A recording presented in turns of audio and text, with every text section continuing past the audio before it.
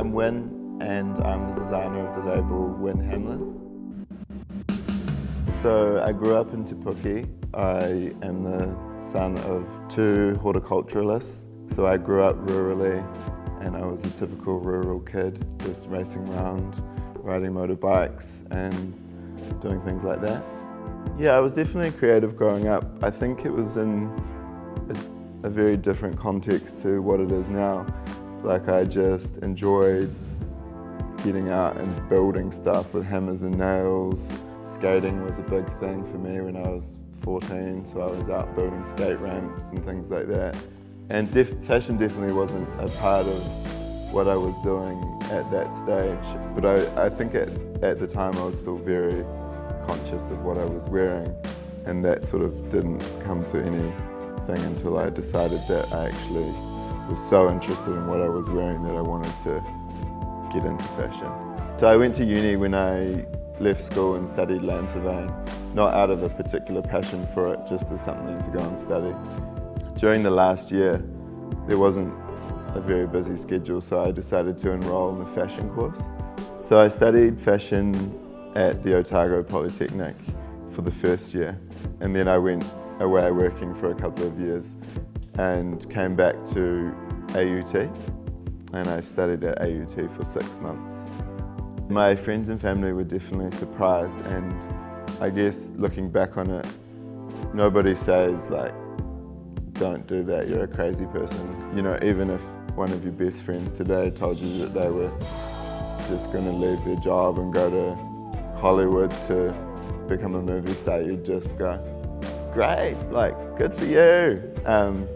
So that's, I mean, they were all super supportive and obviously just kind of like, well, yeah, you got to do you. And then it wasn't until things got a little bit more serious that they were kind of like, wow, really good for you. I'm super appreciative of all the support that I've had, and everybody's been kind of right behind me. A lot of people have been buying my clothes since before they were really worth buying, just to support me, especially my mum. She's a big fan, biggest customer, yeah, definitely. I mean, it's hard to differentiate because she's also a big Wynn Hamlyn investor, so it's kind of like, it's kind of her clothes anyway. Yeah. I started the label in the winter of 2014, so that was a small collection of purely just knitwear pieces, but obviously very much a smaller scale to this year, and this year showing in the main runway. The collection this year is about this bizarre fashion industry that we work in, and about how we deliver collections for winter in February, and how we deliver collections for summer in August, and it's obviously the middle of winter in August here.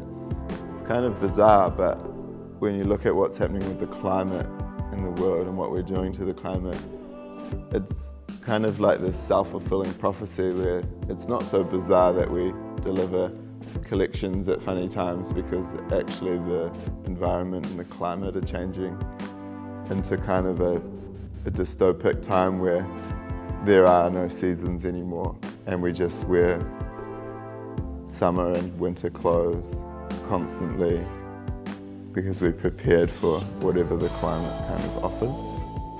Yeah, the sponsorship's been great, and what it does is kind of allow me to work with resources that generally wouldn't have been available to me at the moment. So, for instance, working with Flooring Foundation this season and using the Godfrey Hirst Designer Jet carpet printing machine has been amazing, because I've been able to print these huge carpets that are going to cover the runway. Parts of the carpet might be running up the walls and things like that, and that's a type of thing that I would have only imagined I would see on shows on Vogue.com. And so yeah, it just worked really well, and we brought Kelly Thompson on board to illustrate the botanical motifs on the carpet. Carpet was a big part of the show last year. We tried not to do the same thing, no carpet garments or bags in the show this year. This year we're collaborating with Helen Kaminsky, which is an Australian hat label, that are coming to New Zealand Fashion Week this year. And part of how we're trying to describe this collection this season is by having quintessentially summer objects as well as winter objects in the same look or in the same show. The huge wicker peaks that are going to be like the most summery thing that you could imagine, and then they'll be put with like the quilted puffer jacket type accessories, so it'll create a real stark contrast between the two seasons.